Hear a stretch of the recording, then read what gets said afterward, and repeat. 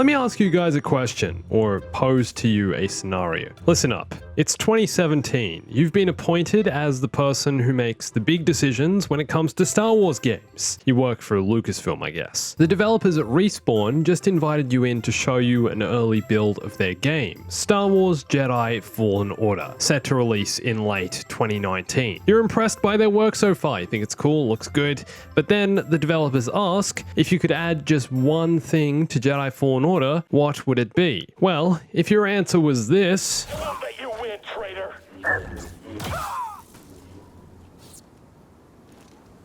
Then you're in luck if you're on PC. Sorry, console players. Always lucking out with the mods.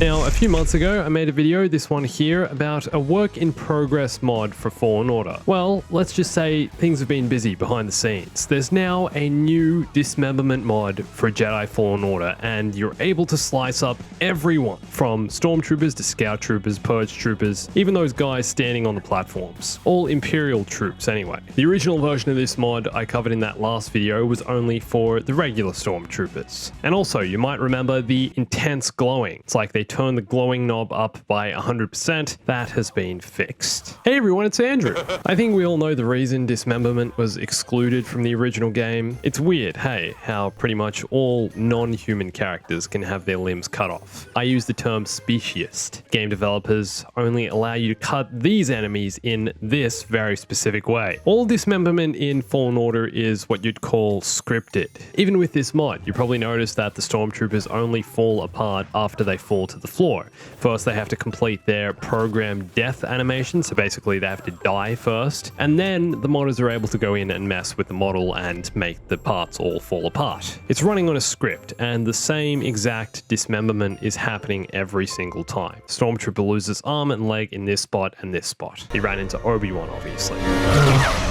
But this could change. There's something else I want you guys to take a look at.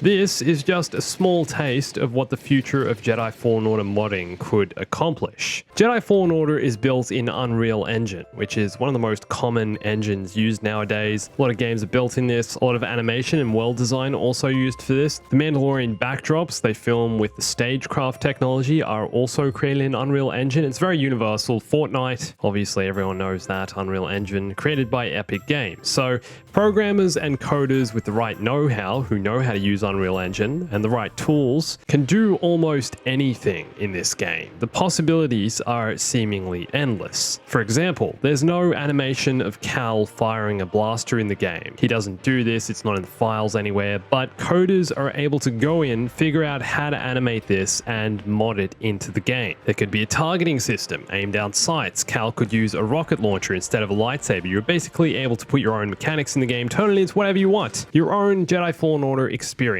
if you know how. There's so much potential here, but the problem is that the Jedi Fallen Order modding community is quite small. There's only 3 or 4 people who actually know how to code, who are active in this community, and a bunch of others who work on more cosmetic mods, but this is less to do with putting stuff in the actual game engine. But that's where I want to open this up to you guys. If you know anything about programming or coding and want some more experience, if you want to do something with this, if you're interested in game design or in learning coding, then I'd really recommend joining the Jedi Fallen Order modding Discord. A lot of friendly people in there, and they're always looking for more people to come help make mods, and video game modding can be one of the first steps into the games industry. It gives you experience, a lot of things, so if you want to be a game designer, there's that. There's a link in the description. Oh, and by the way, full dynamic dismemberment is possible in Jedi Fallen Order. The dismemberment you're seeing in the game is only a work in progress from the modder kboykoy. With some time and work, this is going to evolve into a much more what they call dynamic version, which is more seamless than what you're seeing here. So what exactly does dynamic dismemberment mean? You might have heard this term come up in Lego Star Wars Skywalker Saga's marketing as well. That game's going to have this. A lot of games do. It's basically where the saber slices is where it cuts. Instead of running on a script, as in Cal cuts here and this character falls in half, it would go something like Cal cuts here and this character falls in half exactly where Cal's lightsaber hit the character. This This here is quite an advanced example of that in Unreal Engine, but there is a more basic version of dynamic dismemberment that's more simple. It's what we saw in Jedi Outcast. Still to this day, this game has the best dismemberment of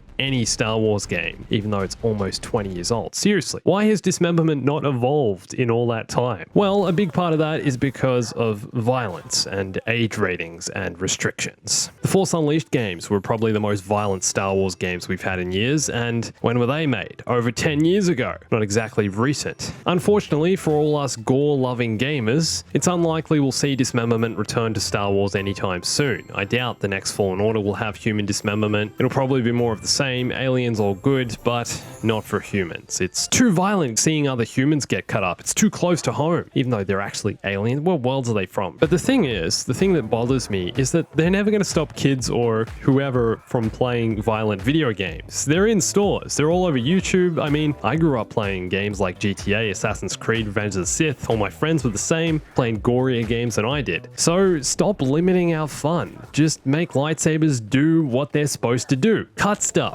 No more of this slightly sharper than a baseball bat sequel era nonsense. We need the real stuff, the prequel stuff. George knew what he was doing. I mean, we've all seen the prequels. We've all seen Jango's head go flying, go bouncing along the floor. Dooku gets his hands and head chopped off. I mean, Obi-Wan cuts a guy's arm off in a bar, and this was 1977. Shocking stuff for back then. What I'm trying to say is we've all seen it, and yes, some people will argue dismemberment in the films is only used in moments that affect the plot. It's used sparingly, like Luke losing his hand and becoming more like his cyborg father. And people will say that putting this in the hands of players to allow them to freely dismember people 10, 20, 100 times within the space of a few minutes in a combat arena is too much, like this is too much violence and too much dismemberment, but it's accurate.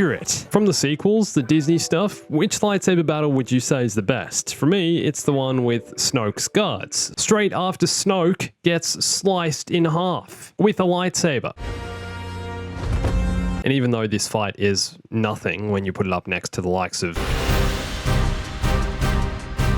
but it is probably the most violent from the sequels. One guy loses his head, this guy gets blended, Kylo pokes this guy's face out. It's brutal. So if the sequels, the Disney era, is capable of this, then why does Jedi Fallen Order have to hold back? Come on, JF2. The thing, okay, here's something. The Force Unleashed 2, the second game, had more violence and more dismemberment than the first. I don't even remember if the first had dismemberment. The second one, you could definitely cut their arms, stormtroopers' arms and heads off. The first one, I don't remember it having any, to be honest. Does anyone remember this? And I just need to say as well, before anyone starts blaming or pointing fingers, this isn't the game devs. This isn't Respawn that's making this decision. I'm sure all the game devs would love to have full dismemberment in the game because it's the most accurate version of lightsabers to the films, even if it's used sparingly. Okay, so I know I referenced this a lot recently, but Ghost of Tsushima, this game, yes, is very gory and can be very violent, but it's very similar to Fallen Order in its combat style,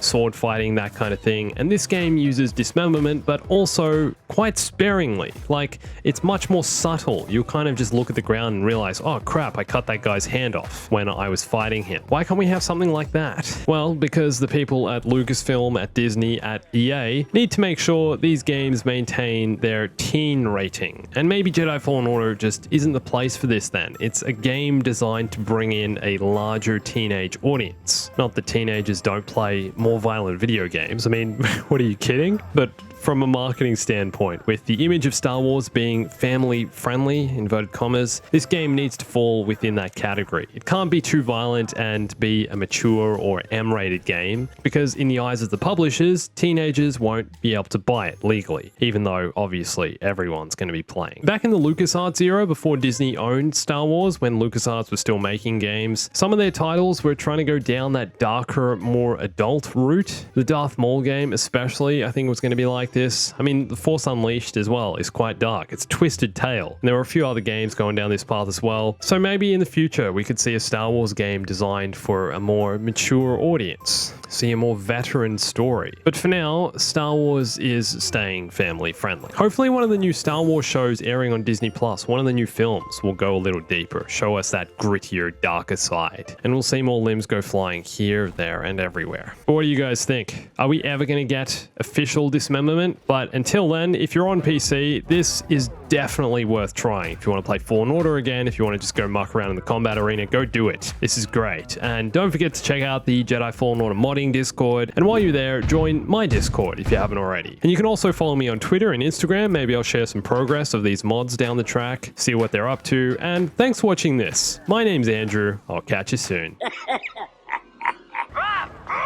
Stay bombastic.